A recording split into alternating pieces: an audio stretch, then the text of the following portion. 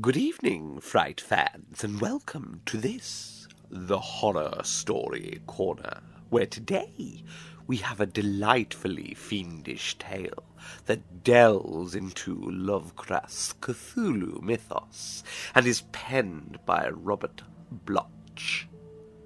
It concerns an empty house, one surrounded by hills and woods.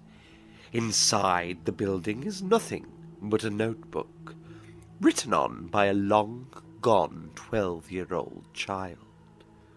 But this, combined with the sound of distant drumming, and something terribly ancient resting below the ground, will pull any stray visitor straight into the Horror Story Corner. I hope you enjoy. Notebook found in a deserted house. First off, I want to write that I never did anything wrong. Not to nobody. They got no call to shut me up here, whoever they are. They got no reason to do what I'm afraid they're going to do either. I think they're coming pretty soon, because they've been gone outside a long time, digging, I guess, in that old well. Looking for a gate, I heard. Not a regular gate, of course, but something else. Got a notion what they mean, and I'm scared. I'd look out of the windows, but of course, they're boarded up so I can't see. But I turned on the lamp, and I found this here notebook, so I want to put it all down. Then if I get a chance, maybe I can send it to somebody who can help me. Or maybe somebody will find it. Anyway, it's better to write it out as best I can instead of just sitting here and waiting for them to come and get me. I better start by telling my name, which is Willie Osborne, and that I'm 12 years old last July. I don't know where I was born. First thing I can remember is living out Roodsford way, out in what folks call the back hill country. It's real lonesome out there, with deep woods all around and lots of mountains and hills that nobody ever climbs. Grandma used to tell me about it when I was just a little shaver. That's who I lived with, just Grandma, on account of my real folks being dead. Grandma was the one who taught me how to read and write. I'd never been to a regular school. Grandma knew all kinds of things about the hills and the woods, and she told me some mighty queer stories. That's what I thought there was, anyway, when I was little, and living all alone with her. Just stories like the ones in books. Like stories about them ones hiding in the swamps that was here before the settlers and the Indians, both, and how there was circles in swamps and big stones called altars where them ones used to make sacrifices to what they worshipped. Grandma got some of the stories from her grandma, she said, about how them ones hid in the woods and swamps because they couldn't stand sunshine, and how the Indians kept out of their way. She said sometimes the Indians would leave some of their young people tied to trees in the forest as a sacrifice, so as to keep them contented and peaceful. Indians knew all about them, and they tried to keep white folks from noticing too much or settling too close to the hills. Them ones didn't cause much trouble, but they might if they was crowded, so the Indians gave excuses for not settling, saying there weren't enough hunting and no trails and it was too far off from the coast. Grandma told me that was why not many places were settled even today. Nothing but a few farmhouses here and there. She told me them ones were still alive, and sometimes on certain nights in the spring and fall you could see lights and hear noises far off on the tops of the hills. Grandma said I had an Aunt Lucy and an Uncle Fred who lived out there, right smack in the middle of the hills. Said my pa used to visit them before he got married, and once he heard them beating on a tree drum one night along about Halloween time. That was before he met Ma and they got married, and she died when I come and he went away. I heard all kinds of stories about witches and devils and batmen that sucked your blood and haunts. About Salem and Arkham, because I never been to a city and I wanted to hear tell how they were. About a place called Innsmouth, with old rotten houses where people hid awful things away in the cellars and the attics. She told me about the way graves was dug deep under Arkham. Made it sound like the whole country was full of haunts. She used to scare me, telling about how some of these things looked and all, but she never would tell me how them ones looked, no matter how much I asked. She said didn't want me to have any truck with such things. Bad enough she and her kin knew as much as they did. Almost too much for decent God-fearing people. It was lucky for me I didn't have to bother with such ideas, like my own ancestor on my father's side, Mehitabel Osborne, who got hanged for a witch back in the Salem days. So they was just stories to me until last year when Grandma died and Judge Crubinthorpe put me on the train, and I went out to live with Aunt Lucy and Uncle Fred in the very same hills that Grandma used to tell about so often. You can bet I was pretty excited, and the conductor let me ride with him all the way and told me about the towns and everything. Uncle Fred met me at the station. He was a tall, thin man with a long beard. We drove off in a buggy from the little depot. No houses around there or nothing. Right into the woods. Funny thing about those woods, they were so still and quiet. Gave me the creeps. They were so dark and lonesome. Seemed like nobody had ever shouted or laughed or even smiled in them. Couldn't imagine anyone saying anything there except in whispers. Trees and all were so old too. No animals around or birds. Path kind of overgrown, like nobody used it much ever. Uncle Fred drove along right fast. He didn't hardly talk to me at all, but just made that old horse hump it. Pretty soon we struck into some hills. They was awfully high ones. There was woods on them too, and sometimes a brook come running down, but I didn't see no houses, and it was always dark, like at twilight, whenever you looked. Lastly, we got to the farmhouse, a little place, old frame house and barn, in a clear space and trees all round, kind of gloomy like. Aunt Lucy come out to meet us. She was a nice sort of little middle-aged lady who hugged me and took my stuff in back. But all this don't hold with what I'm supposed to write down here. It don't matter that all this last year I was living in the house here with them, eating off the stuff Uncle Fred farmed without ever going into town. No other farms around here for almost 4 miles, and no school, so evenings Aunt Lucy would help me with my reading. I never played much.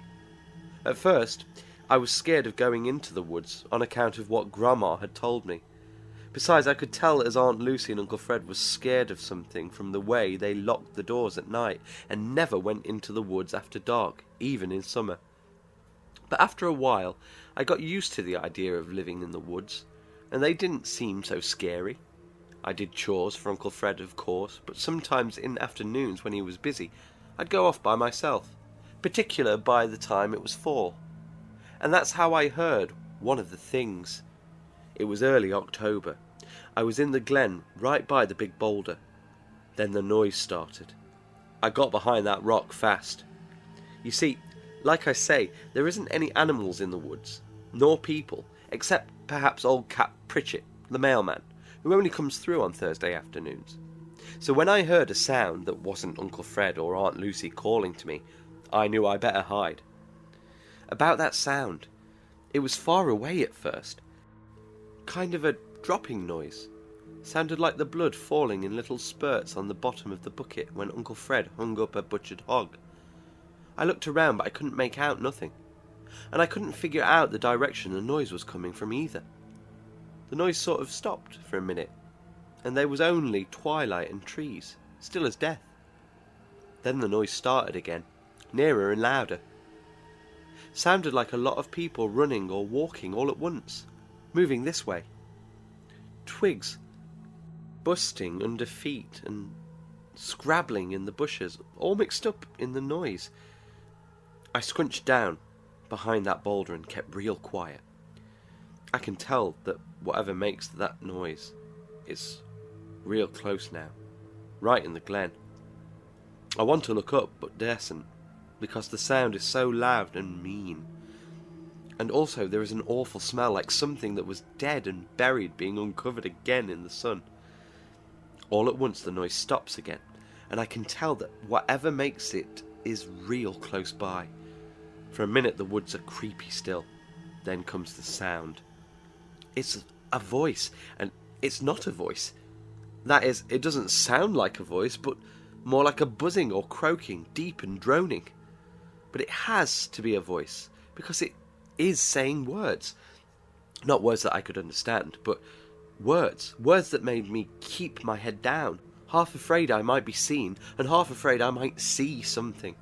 I stayed there sweating and shaking. The smell was making me pretty sick. But that awful deep droning voice was worse, saying over and over something like I can't hope to spell it out the way it sounded, but I heard it enough times to remember.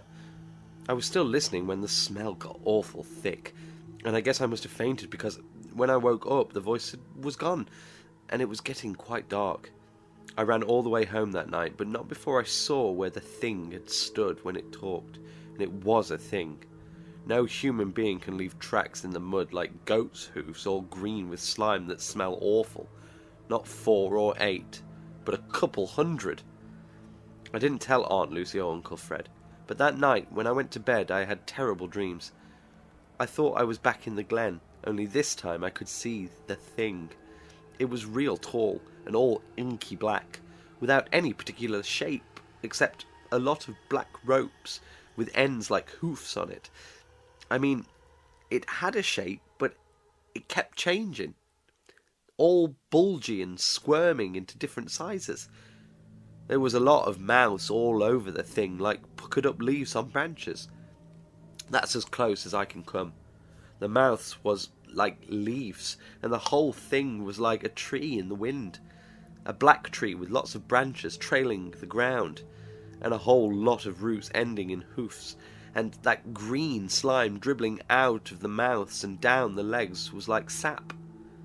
Next day I remembered to look in a book Aunt Lucy had downstairs. It was called a mythology. This book told about some people who lived over in England and France in the old days and was called Druids. They worshipped trees and thought they was alive. Maybe this thing was like what they worshipped, called a nature spirit? But these Druids lived across the ocean, so how could it be? I did a lot of thinking about it the next couple of days, and you can bet I didn't go out to play in those woods again. At last I figured it out, something like this. Maybe those Druids got chased out of the forest over in England and France, and some of them were smart enough to build boats and come across the ocean like old Leif Erikson is supposed to have. Then they could maybe settle in the woods back here and frighten away the Indians with their magic spells. They would know how to hide themselves away in the swamps and go right on with their heathen worshipping and call up these spirits out of the ground or whatever, or wherever they come from. Indians used to believe that white gods come from out of the sea a long time ago. What if that was just another way of telling of how the Druids got here? Some real civilized Indians down in Mexico or South America, Aztecs or Incas. I guess said a white god came over in a boat and taught them all kinds of magic. Couldn't he have been a Druid? That would explain Grandma's stories about them ones too. Those Druids hiding in the swamps would be the ones who did the drumming and pounding and lit the fires on the hills, and they would be calling up them ones, the tree spirits or whatever, out of the earth. Then they would make sacrifices. Those Druids always made sacrifices with blood, just like the old witches. And didn't Grandma tell about people who lived too near the hills disappearing and never being found again? We lived in a spot just exactly like that. And it was getting close to Halloween. That was the big time, Grandma always said. I began to wonder how soon now. Got so scared I didn't go out of the house. Aunt Lucy made me take a tonic. Said I looked peaked. Guess I did. All I know is one afternoon when I heard a buggy coming through the woods, I ran and hid under the bed. But it was only Cat Pritchett with the mail. Uncle Fred got it and come in all excited with a letter. Cousin Osborne was coming to stay with us. He was kin to Aunt Lucy, and he had a vacation, and he wanted to stay a week. He'd get here on the same train I did, the only train they was passing through these parts, on noon October 25th. For the next few days we was all so excited that I forgot all my crazy notions for a spell. Uncle Fred fixed up the back room for Cousin Osborne to sleep in, and I helped him with the carpenter parts of the job. Days got shorter right along, and the nights was all cold with big winds. It was pretty brisk the morning of the 25th, and Uncle Fred bundled up warm to drive through the woods. He meant to fetch Cousin Osborne at noon, and it was 7 miles to the station. He wouldn't take me, and I didn't beg. Them woods was too full of creaking and rustling sounds from the wind, sounds that might be something else too. Well, he left, and Aunt Lucy and I stayed in the house. She was putting up preserves now, plums, for over the winter season. I washed out jars from the well. Seems like I should have told about them having 2 wells. A new one with a big shiny pump close to the house, then an old stone one out by the barn, with the pump gone. It never had been any good, Uncle Fred said. It was there when they bought the place. Water was all slimy, something funny about it, because even without a pump, sometimes it seemed to back up. Uncle Fred couldn't figure it out.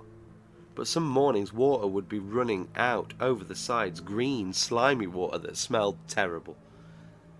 We kept away from it, and I was by the new well, till along about noon when it started to cloud up. Aunt Lucy fixed lunch, and it started to rain hard with thunder rolling in off the big hills in the west. Seemed to me Uncle Fred and Cousin Osborne was going to have troubles getting home in the storm, but Aunt Lucy didn't fret about it. Just made me help her put up the stock. Come 5 o'clock, getting dark, and still no Uncle Fred. Then we begun to worry. Maybe the train was late, or something had happened to the horse or buggy. 6 o'clock, and still no Uncle Fred. The rain stopped, but you could still hear the thunder sort of growling off in the hills, and the wet branches kept dripping down in the woods, making a sound like women laughing. Maybe the road was too bad for them to get through. Buggy might bog down in the mud. Perhaps they decided to stay in the depot overnight. 7 o'clock, and it was pitch dark outside. No rain sounds anymore. Aunt Lucy was awful worried. She said for us to go out and post a lantern on the fence rail by the road. We went down the path to the fence. It was dark and the wind had died down. Everything was still, like in the deep part of the woods. I felt kind of scared just walking down the path with Aunt Lucy, like something was out there in the quiet dark, someplace, waiting to grab me. We lit the lantern and stood there looking down the dark road, and "What's that?" said Aunt Lucy, real sharp. I listened and heard a drumming sound far away. "Horse and buggy," I said. Aunt Lucy perked up. "You're right," she says, all at once. And it is, because we see it. The horse is running fast and the buggy lurches behind it, crazy like. It don't even take a second look to see something has happened, because the buggy don't stop by the gate but keeps going up to the barn, with Aunt Lucy and me running through the mud after the horse.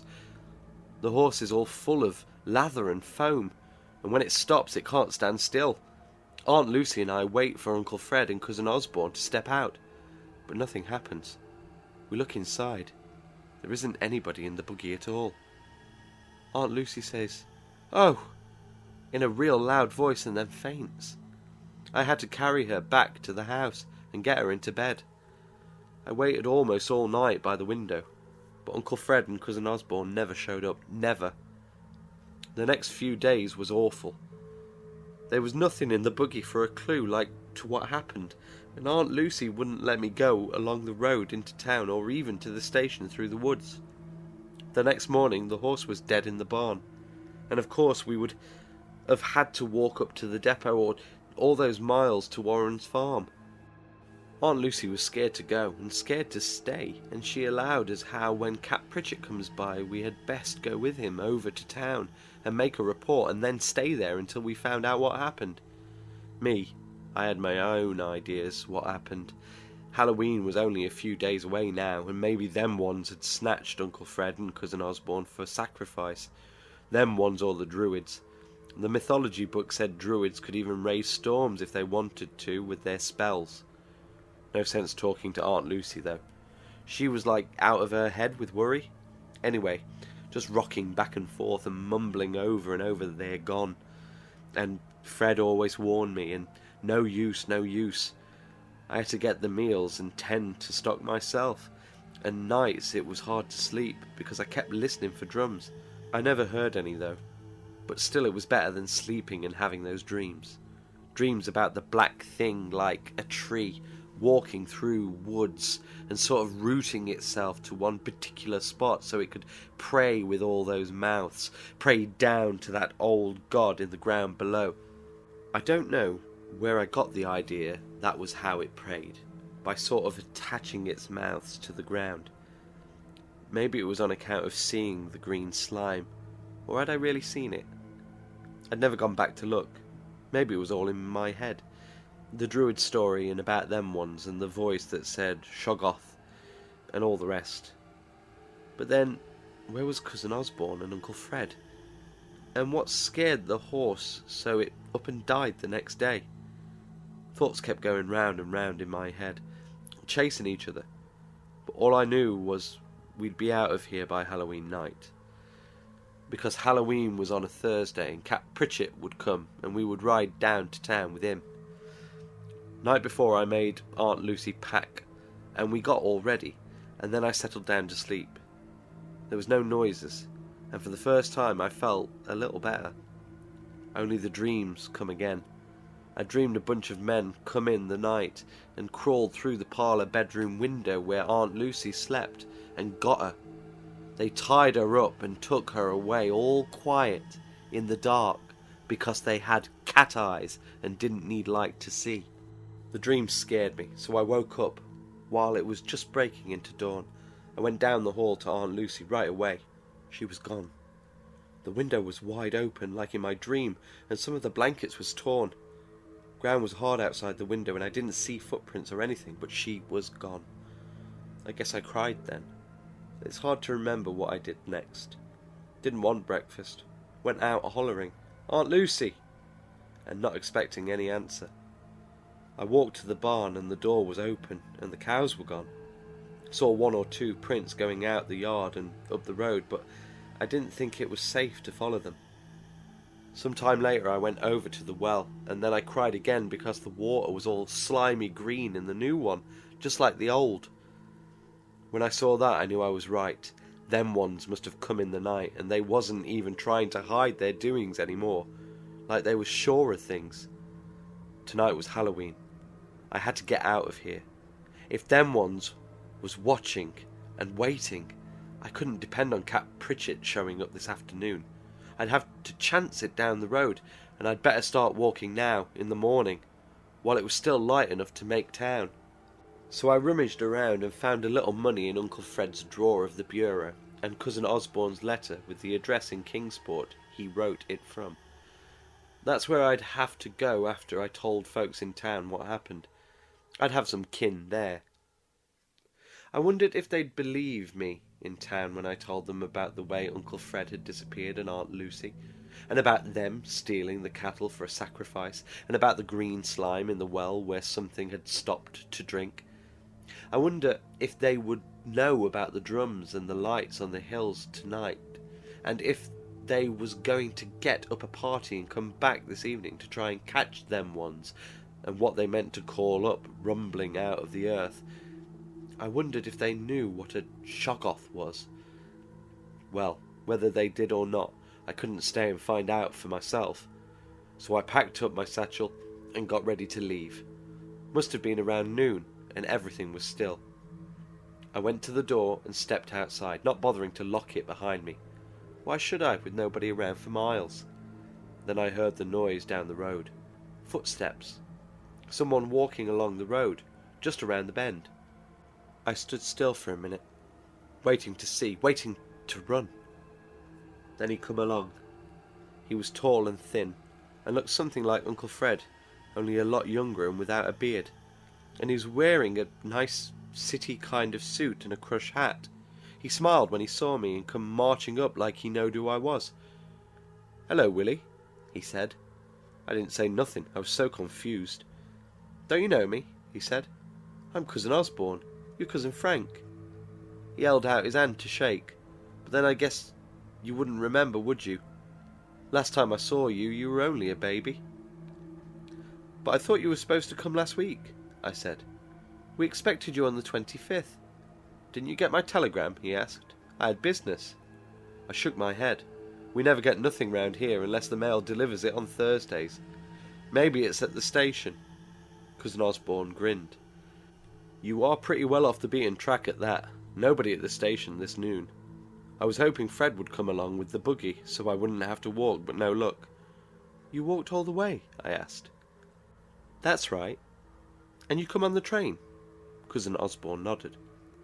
"Then where's your suitcase?" "I left it at the depot," he told me. "Too far to fetch it along. I thought Fred would drive me back there in the buggy to pick it up." He noticed my luggage for the first time. "But wait a minute. Why are you going with a suitcase, son?" Well, there was nothing else for me to do but tell him everything that had happened, so I said for him to come into the house and sit down and I'd explain.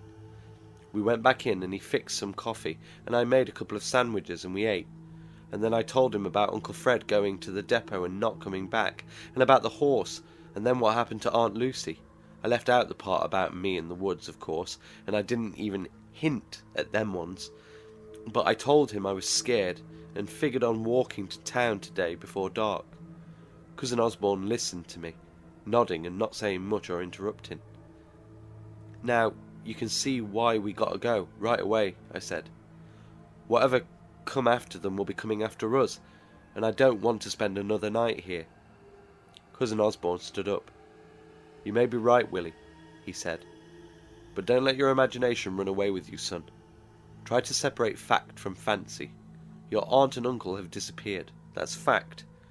But this other nonsense about things in the woods coming after you, that's fancy.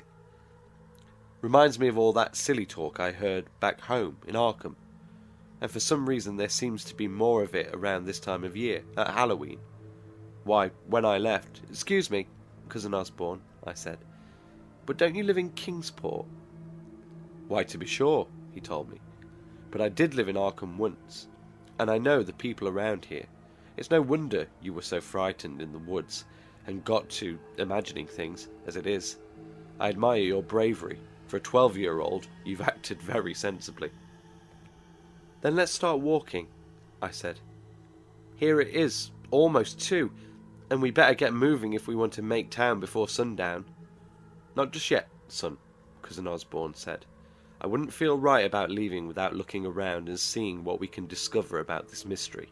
After all, you must understand that we can't just march into town and tell the sheriff some wild nonsense about strange creatures in the woods making off with your aunt and uncle.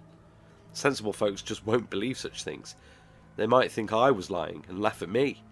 Why, they might even think you had something to do with your aunt and uncle's, well, leaving." "Please," I said, "we gotta go, right now." He shook his head. I didn't say any more. I might have told him a lot about what I dreamed and heard and saw and knew, but I figured it was no use. Besides, there were some things I didn't want to say to him now that I had talked to him. I was feeling scared again. First he said he was from Arkham, and then when I asked him, he said he was from Kingsport, but it sounded like a lie to me. Then he said something about me being scared in the woods, and how could he know that? I never told him that part at all. If you want to know what I really thought, I thought maybe he wasn't really Cousin Osborne at all. And if he wasn't, then who was he? I stood up and walked back into the hall. "Where you going, son?" he asked. "Outside." "I'll come with you." Sure enough, he was watching me. He wasn't going to let me out of his sight. He came over and took my arm, real friendly, but I couldn't break loose. No, he hung on to me. He knew I meant to run for it. What could I do? All alone in the house, in the woods with this man. With night coming on, Halloween night, and them ones out there waiting. We went outside and I noticed it was getting darker already, even in the afternoon. Clouds had covered up the sun, and the wind was moving the trees so they stretched out their branches, like they was trying to hold me back. They made a rustling noise, just as if they were whispering things about me, and he sort of looked up at them and listened. Maybe he understood what they were saying. Maybe they were giving him orders. Then I almost laughed because he was listening to something, and now I heard it too. It was a drumming sound, on the road. "Cap Pritchett," I said. "He's the mailman. Now we can ride to town with him in the buggy." "Let me talk to him," he says. "About your aunt and uncle. No sense in alarming him, and we don't want any scandal, do we? You just run along inside." "But, Cousin Osborne," I said, "we got to tell the truth." "Of course, son, but this is a matter for adults. Now run along. I'll call you."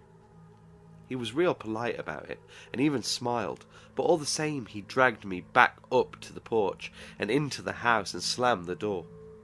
I stood there in the dark hall, and I could hear Cap Pritchett slow down and call out to him, and him going up to the buggy and talking, and then all I heard was a lot of mumbling, real low. I peeked out through the crack in the door and saw them. Cap Pritchett was talking to him friendly, all right, and nothing was wrong. Except that in a minute or so Cap Pritchett waved, and then he grabbed the reins, and the buggy started off again. Then I knew I'd have to do it, no matter what happened. I opened the door and ran out, suitcase and all, down the path and up the road after the buggy. Cousin Osborne, he tried to grab me when I went by, but I ducked around him and yelled, "Wait for me, Cap, I'm coming, take me to town."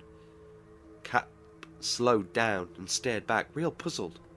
"Willie," he says, "why, I thought you was gone. He said you went away with Fred and Lucy." "Pay no attention," I said. "He didn't want me to go. Take me to town. I'll tell you what really happened. Please, Cap, you gotta take me." "Sure, I'll take you, Willie. Hop right up here." I hopped.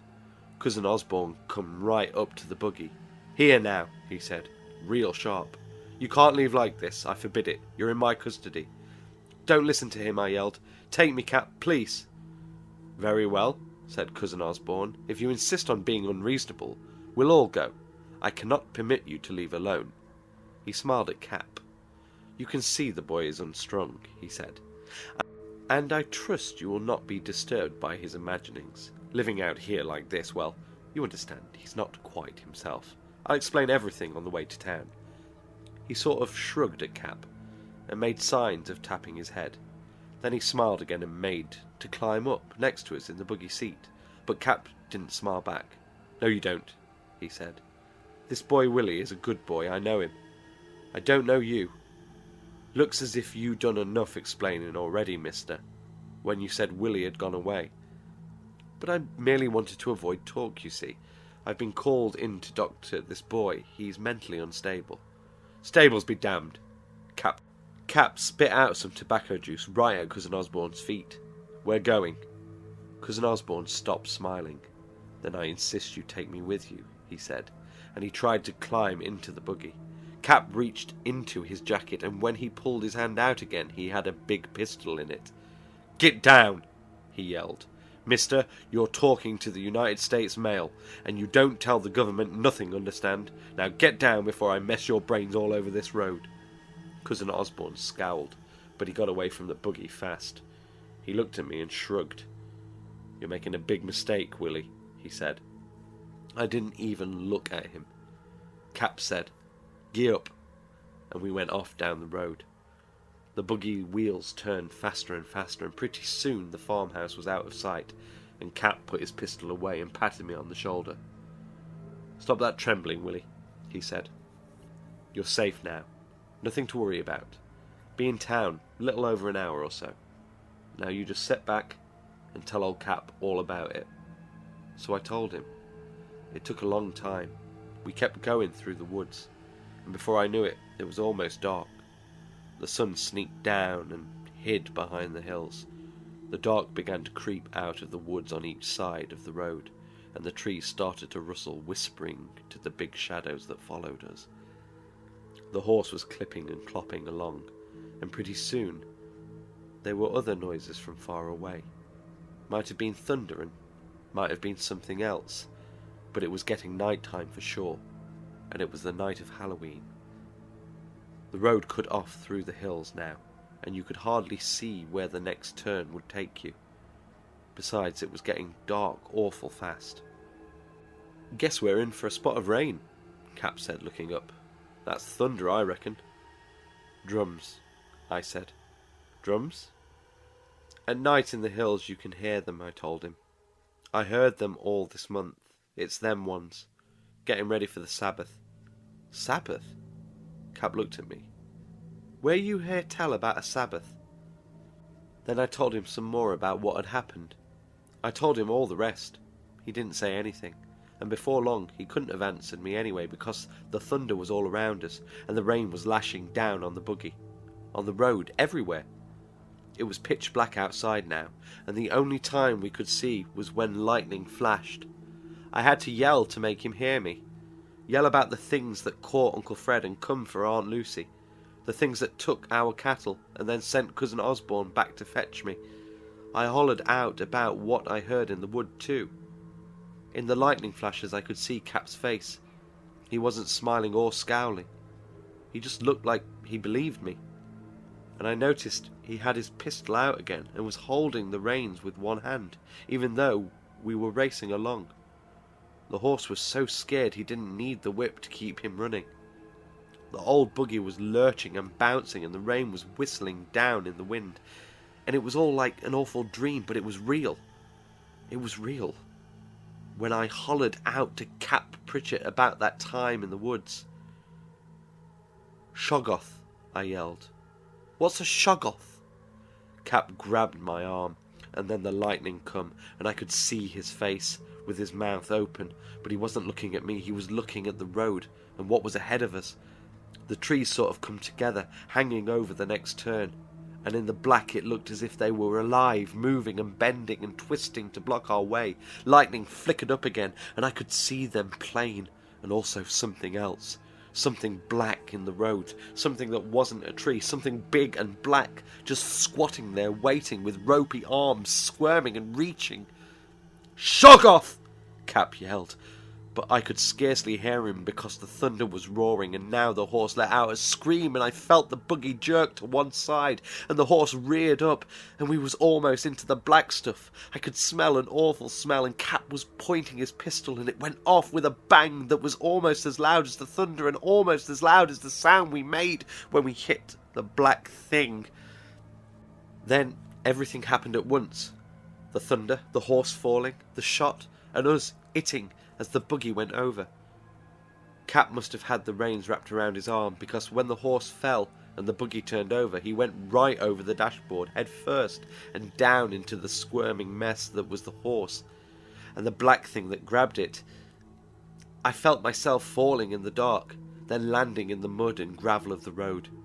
There was thunder and screaming, and another sound which I had heard only once before in the woods, a droning sound like a voice. That's why I never looked back. That's why I didn't even think about being hurt when I landed. Just got up and started to run down the road, fast as I could. Run down the road in the storm and the dark, with the trees squirming and twisting and shaking their heads while they pointed with their branches and laughed. Over the thunder I heard the horse scream, and I heard Cap scream too, but I still didn't look back.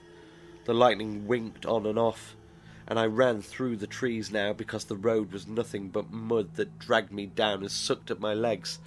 After a while I began to scream too, but I couldn't even hear myself for thunder, and more than thunder, I heard drums. All at once I busted clear of the woods and got to the hills. I ran up and the drumming got louder, and pretty soon I could see regular, not just when they was lightning, because they was fires burning on the hill, and the booming of the drums come from there. I got lost in the noise, the wind shrieking and the trees laughing and the drums pounding, but I stopped in time. I stopped when I saw the fires plain, red and green fires burning in all that rain. I saw a big white stone in the centre of a cleared off space on top of the hill. The red and green fires was around and behind it, so everything stood out clear against the flames. There was men around the altar, men with long grey beards and wrinkled up faces, men throwing awful smelling stuff on the fires to make them blaze red and green, and they had knives in their hands, and I could hear them howling over the storm. In back, squatting on the ground, more men pounded on drums. Pretty soon everything else come up the hill. 2 men driving cattle. I could tell it was our cows they drove. drove them right up to the altar, and then the men with the knives cut their throats for a sacrifice. All this I could see in lightning flashes and in the firelights, and I sort of scooched down so I couldn't get spotted by anyone, but pretty soon I couldn't see very good anymore, and on account of the way they threw stuff on the fire. It set up a real thick black smoke. When the smoke come up, the men began to chant and pray louder. I couldn't hear words, but the sounds was like what I heard back in the woods. I couldn't see too good, but I knew what was going to happen. 2 men who had led the cattle went back down the other side of the hill, and when they come up again, they had new sacrifices. The smoke kept me from seeing plain, but these was 2-legged sacrifices, not 4. I might have seen better at that, only now I hid my face when they dragged them up to the white altar and used the knives, and the fire and smoke flared up and the drums boomed, and they all chanted and called in a loud voice to something waiting over on the other side of the hill. The ground began to shake. It was storming. There was thunder and lightning and fire and smoke and chanting, and I was scared half out of my wits. But one thing I'll swear to, the ground began to shake. It shook and shivered, and they called out to something, and in a minute something came. It came crawling up the hillside to the altar and the sacrifice, and it was the black thing of my dreams, that black, ropey, slimy, jelly tree thing out of the woods. It crawled up, and it flowed up on its hoofs and mouth and snaky arms, and the men bowed and stood back, and then it got to the altar where there was something squirming on top, squirming and screaming. The black thing sort of bent over the altar, and then I heard droning sounds over the screaming as it come down. I only watched a minute, but while I watched, the black thing began to swell and grow. That finished me. I didn't care anymore. I got up, and I run and run and run, screaming at the top of my lungs, no matter who heard.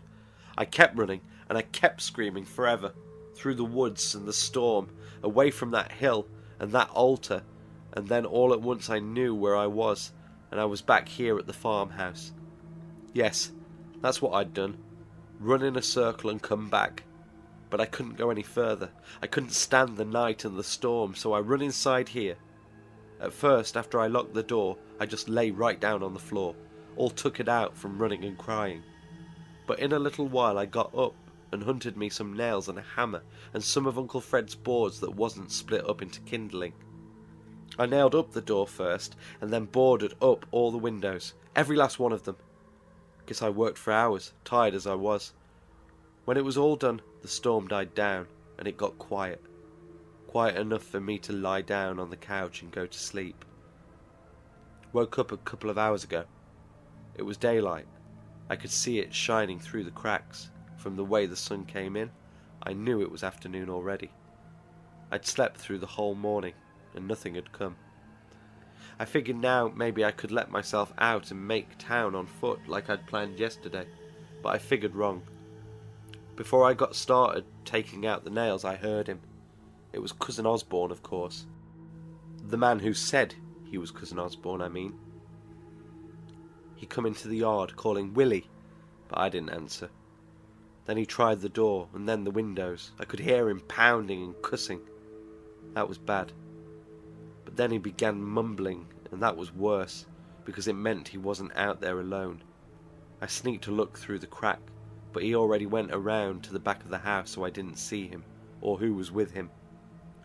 Guess that's just as well, because if I'm right, I wouldn't want to see. Hearing's bad enough. Hearing that deep croaking, and then him talking, and then that croaking again, smelling that awful smell like the green slime from the woods and around the well. The well. They went over to the well, in back, and I heard Cousin Osborne say something about wait until dark. We can use the well if you find the gate. Look for the gate. I know what that means now. The well must be a sort of entrance to the underground place.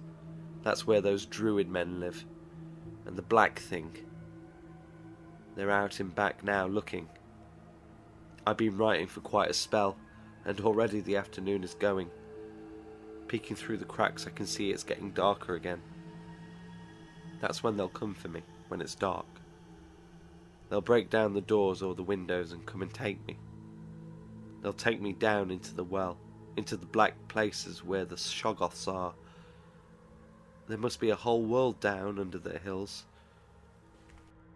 A world where they hide and wait to come out for more sacrifices, more blood. They don't want any humans around except for sacrifices. I saw what the black thing did on the altar. I know what's going to happen to me. Maybe they'll miss the real Cousin Osborne back home and send somebody to find out what become of him. Maybe folks in town will miss Cap Pritchett and go on a search. Maybe they'll come here and find me. But if they don't come soon, it'll be too late. That's why I wrote this. It's true, cross my heart, every word of it. And if anyone finds this notebook where I hide it, come and look down the well, the old well out in back. Remember what I told about them ones. Block up the well and clean out them swamps. No sense looking for me if I'm not here. I wish I wasn't so scared. I'm not even scared so much for myself, but for other folks. The ones who might come after and live around here and have the same thing happen or worse. You just got to believe me. Go to the woods if you don't. Go to the hill where they had the sacrifice. Maybe the stains are gone and the rain washed the footprints away. Maybe they got rid of the traces of the fire, but the altar stone must be there, and if it is, you'll know the truth. There should be some big round spots on that stone, round spots about 2 feet wide. I didn't tell about that. At the last, I did look back. I looked back at the big black thing that was a Shoggoth. I looked back as it kept swelling and growing. I guess I told about how it could change shape and how big it got. But you can't hardly imagine how big or what shape, and I still darsn't tell. All I say is look. Look and you'll see what's hiding under the earth in these hills, waiting to creep out and feast and kill some more. Wait. They're coming now. Getting twilight and I can hear footsteps and other sounds, voices, and other sounds. They're banging on the door. And sure enough, they must have a tree or a plank to use for battering it down. The whole place is shaking. I can hear Cousin Osborne yelling, and that droning. The smell is awful. I'm getting sick. And in a minute, look at the altar. Then you'll understand what I'm trying to tell. Look at the big round marks, 2 feet wide on each side. That's where the big black thing grabbed hold. Look for the marks, and you'll know what I saw, what I'm afraid of. What's waiting to grab you unless you shut it up forever under the earth. Black marks, 2 feet wide, but they aren't just marks. What they really are is fingerprints. The door is busting up. Oh dear. Well, it seems our protagonist, Willie, couldn't quite finish his last sentence. Perhaps, having heard the door breaking open, he was able to flee towards town and escape the clutches of his pursuers. However, what is much more likely is he was taken to the hills for sacrifice, and now forever resides within the Horror Story Corner. Thank you for listening, and as ever, sleep well.